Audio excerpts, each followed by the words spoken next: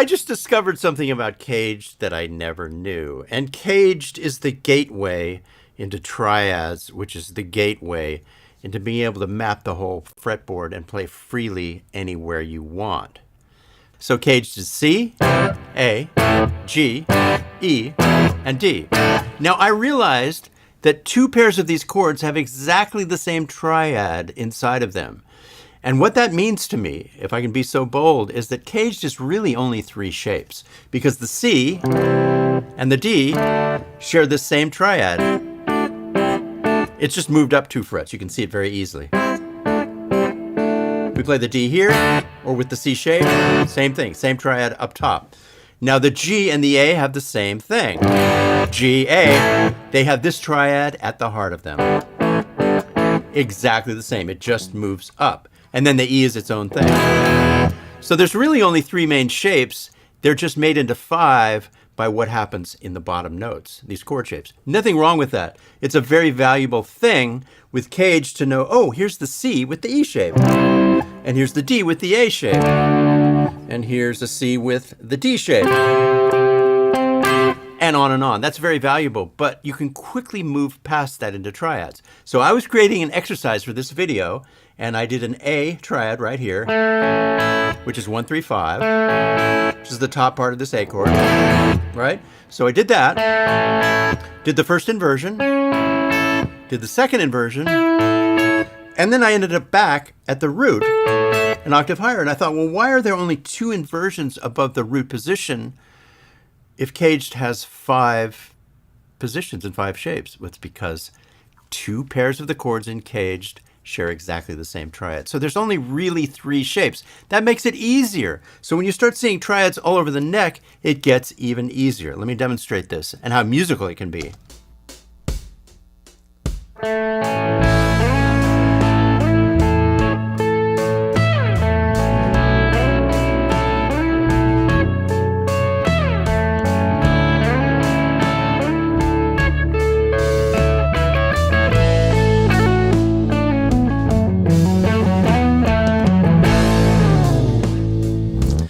Okay, so a triad is the first, the third, and the fifth note, in this case, of the A major scale. And an inversion is simply flipping the order of those. It's that simple. So if we have A major and we count 1, 2, 3, 4, 5, we're just grabbing the 1, the 3, and in this case, the open string version of the 5. We come up to the first inversion, it's 3, 5, 1. Come up to the second inversion, it's 5, 1, 3. And then back to home, root position up here.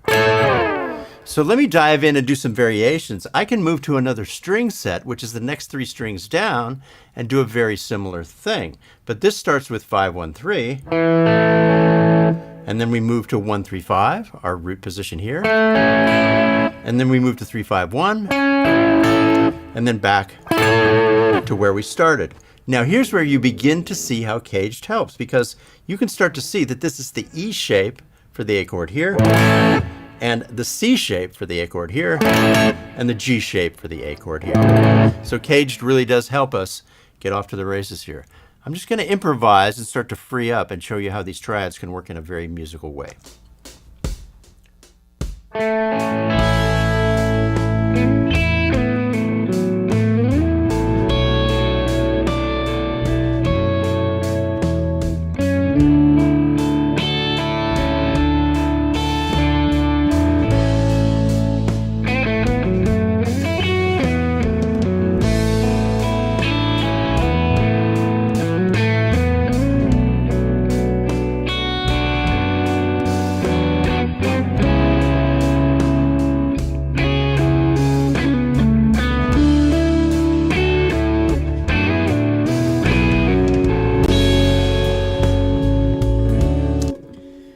Okay, there I added something new. If you walk up on the major scale on the B string from this chord tone right here, from this A, and then if you walk up here from this chord tone, all on the 2nd fret, and then one more here on the 2nd fret on the D string, it's the E note.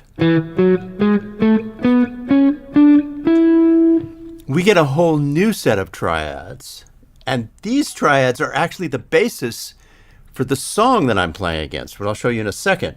So we have A, B minor, C sharp minor, D, E, F sharp minor, G sharp diminished, and finally, and then back to the tonic. So these triads are based on walking up the A major scale on each string and doing the chords that happen when you do it. So I added those into the simpler but also very musical approach of doing A and then playing this A against whatever chord's happening underneath it. It's a pretty thing. And this one too. So let me dive in one more time and stretch out even more.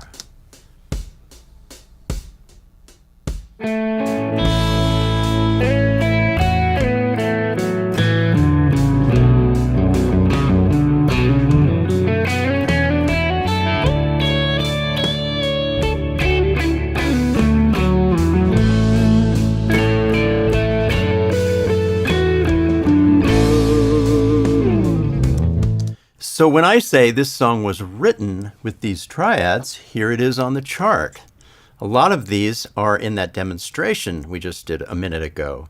Now, there are some surprises in this chord chart, and there's a reason for that. Repetition is great, but repetition combined with variation is even better. The audience, the listener, loves to hear something repeat, but if there's a variation attached to that, it's even better, it's even fresher. So triads are important visually too, because when I see the triads on the neck, wherever I'm at, I know where to play and I know where not to play. So it's a real help once you start seeing these everywhere in the particular key you're in. And caged helps too. I mean, we used caged a lot. If I see this, you know, the E form on the A chord, well, that's caged. I have a map. I know where to play. And they're in between chords. They're on the nose chords. So you can play above, below, in between. You can pretty much go anywhere on the guitar once you learn caged and triads. Both are great things. Anyway, we're giving away 30 free guitar lessons. Click the link below. You'll have instant access. So the rest of this song goes into a minor key. Everything still applies. Triads, blues licks, double stops, open strings, everything. Here we go.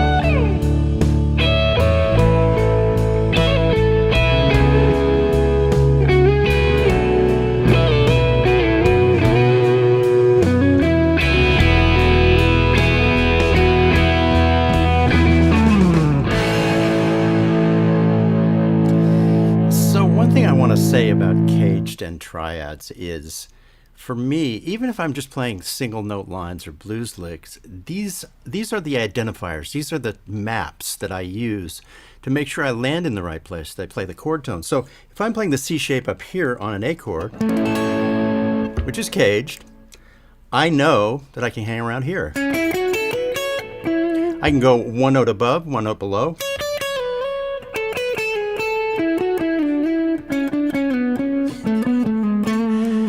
It just keeps me oriented in where to play the right notes, where to find the chord tones. So even if I'm not using caged or triads, I'm playing single lines, I'm seeing these shapes. And that's the real benefit of it. And once you learn it in a particular key, then you'll know it in the relative minor, and you can move the template anywhere. So you can see it in B flat, or C, or C sharp, or D. So it's a really good thing just to map the fretboard and visualize the neck. Anyway, so one thing I wanted to say too is that if you can concentrate on playing, on soloing on one string, that's another way to sound more melodic and not sound like a student and kind of learn where the intervals are. I'm going to demonstrate that. And I'm still seeing the triads in the caged, But this is a more, shall we say, horizontal approach when we go like this. If vertical is this way, horizontal is one string playing. And see what happens when you play on one string. You are automatically playing a melody and being musical. Check it out.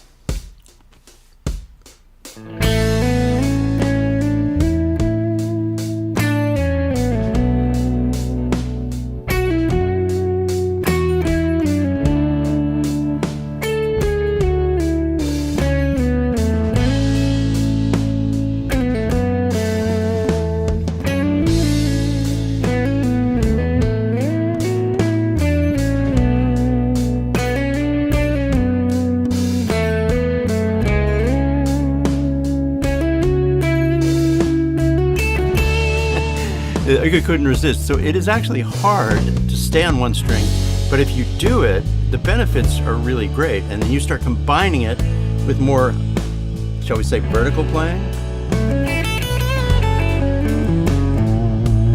And the blues. Maybe some double stops.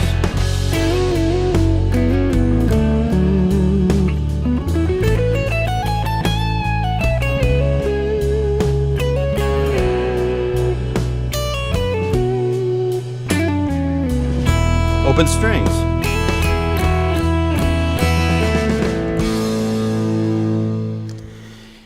So I did a video on the Fender Tone Master Pro, and I really like that unit, but it is quite expensive.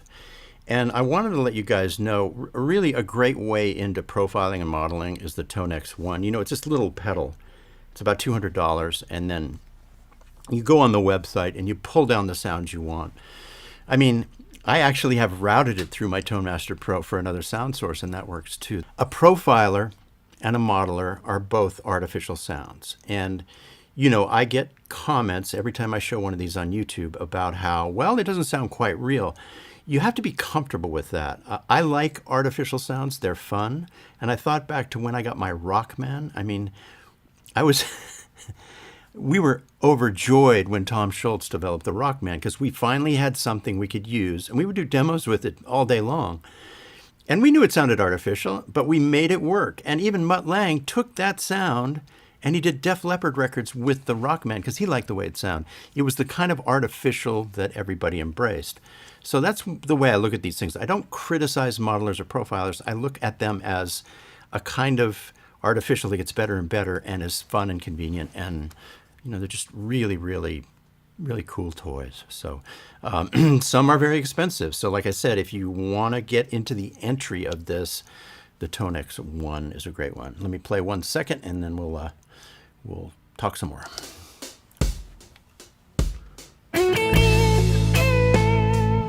This chord change is inspired by Tennessee Whiskey, Chris Stapleton.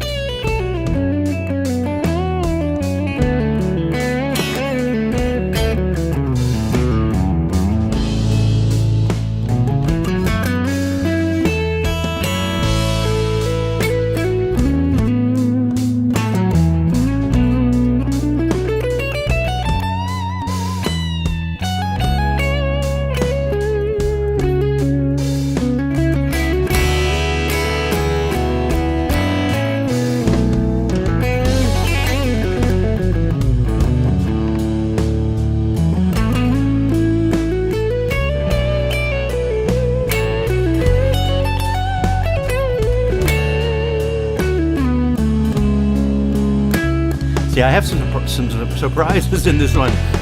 The C-sharp minor is a real surprise, but I love changing key just once or twice in a composition. To me, that really makes it fresh, but also not too challenging, so you're not kind of caught off guard.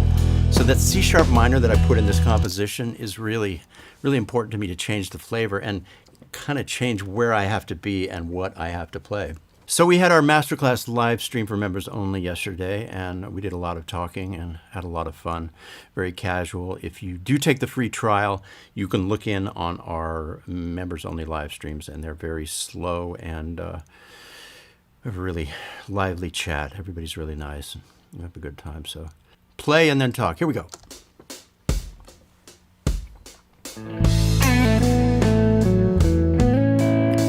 a double style. Okay, we'll come up to the D chord and do a triad. You know, there's all kinds of triads that are not just 1, 3, 5.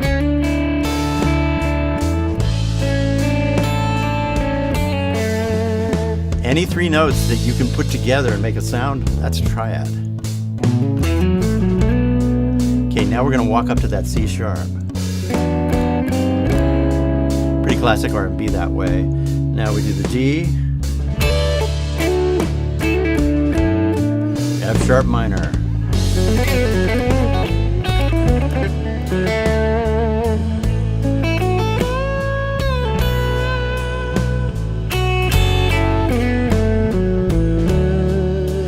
Okay, C sharp minor again. That chromatic thing is always effective. Something classic about it, right? B.B. King style.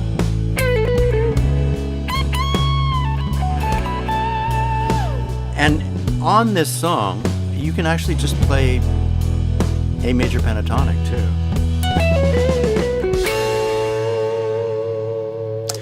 Yeah, and there's some Hendrix stuff that actually is akin to this, so yeah. I read a really cool article, and Richard Fortus from Guns N' Roses, who's quite a ferocious guitar player, was talking about how both Hendrix and Joe Perry, well, Hendrix did it because he was left-handed, and that's another thing. If you're left-handed, just take a Strat and string it upside down. I have a friend who asked me about that yesterday, and the reason to do that, the reason to have a reverse headstock on a Fender-style guitar is that, and I've heard this from multiple people who know, and Richard Fortus said this too, the tension on the high strings is better on the reverse headstock. So if you have this little bit of distance right here, it's easier to bend a high E string than on the standard Fender headstock where it's this far away. So that's a great thing. And then you get the benefit of just that reversed, diagonal thing on the treble pickup, which could be pretty cool too. But I'm having Fender build me a offset guitar. We chose the reverse headstock just because I wanted it to be easier to bend strings. And it's a pretty cool look too. So that's something I didn't really know till recently. And it's true. The reverse headstock on a Fender is a really great thing for lead playing, stretching strings, having easy string tension on the top 3 strings. That works too. The other thing I talked about yesterday with the members only live stream is make sure that you stack your overdrives. I'm a firm believer, if you find a great sound out of an overdrive pedal, if it's big or little, whatever it is, if you find a great sound out of your overdrive pedal or your gain pedal, leave it there. Don't change it. When you want more gain, turn on a second one, adjust that so the combination is sweet. A firm believer in that, because most overdrive and gain pedals to me have a certain spot where they sound the best. And it's usually, a little bit above edge of breakup. And then, when I first worked with Tom Bukovac, he was just a maniac about that. I'm sure he still is. He had 3 different gain pedals, and he would make these micro adjustments to each one just to get the exact amount of perfect gain out of each one for his chain, for the sound he was looking for. One thing I got to give a shout out to Tom. He and Guthrie did a interview on Rick Beato's channel, and at the very end, Rick asked Tom his favorite solo of all time. And he chose one of my solos that I did when I was 23. It was the solo on Change by John Waite.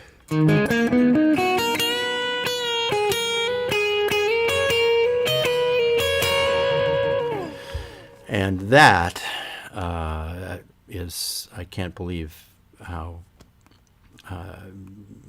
he could have chosen 100 solos, but he just, was thinking of that one or whatever. I am overwhelmed. I'm humbled by what he said. So anyway, I'm going to play a little more, a few more questions. Hope you guys are having fun. Thank you again for joining from all over the country and all over the world. Really appreciate it. And I know this is a mellow one.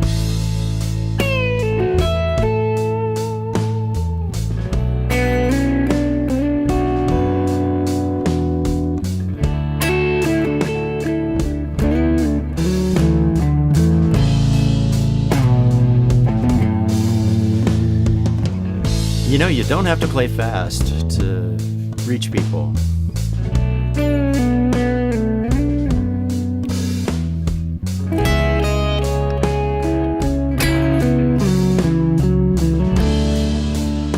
to the minor, get aggressive.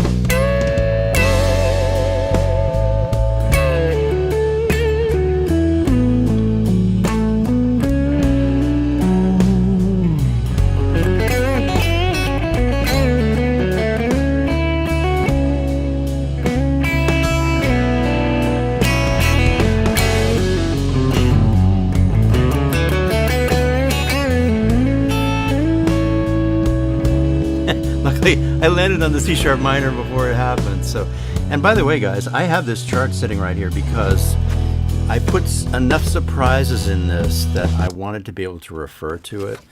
And I also find, people are different. Some people talk about they want to give up the chart and never see it again. I like having the chart there, but I also realize that when I write a chart, it actually puts the actual template in my memory. So it's actually a good memorization tool just to write it down, even if you don't look at it again. It's always been that way with me. If you write a chart, it actually imprints in your brain. Just the act of writing imprints it. But I have it sitting right there just in case, because I've finally learned this. Like I said, we ran this, I run these things for a week in advance. And I finally learned it, but there's still surprises in it. So, yeah. If somebody's talking about the amount of attack I have, I try and punctuate when I play lead guitar. And what that means is there are several levels of attack, and often, let me just demonstrate it really quick. So I punctuate by going...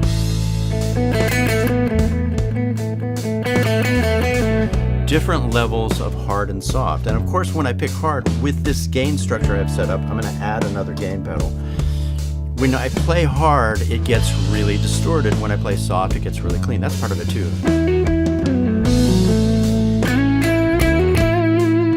But it's like when you speak, you want to emphasize certain words. It's no different with this. But if you get a sound that has too much gain or that's totally saturated, everything comes out the same. So the key for punctuation and playing different things is loud and soft, just like you would be speaking. The key is to have a sound that's dynamic. If it's too distorted, too much gain, like I'll add more gain, that goes away.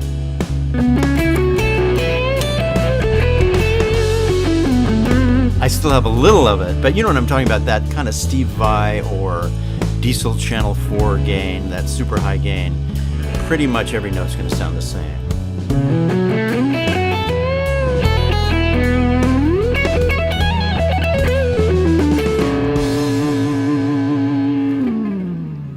Yeah, just look at caged and triads as your map of the fretboard, and it never, to me, it never goes out of style. For me, learning is a circle. Like if I learn something, it's down here at the bottom of the circle. Maybe I spend a couple of years traveling all around the circle. I come back to it. I learn it in a new way. I mean, that discovery that two of the shapes of the cage system share exactly the same triad, that's new. So keep circling. Keep learning. Keep coming back to the basics and then reaching beyond your abilities and coming back. That's how I look at it.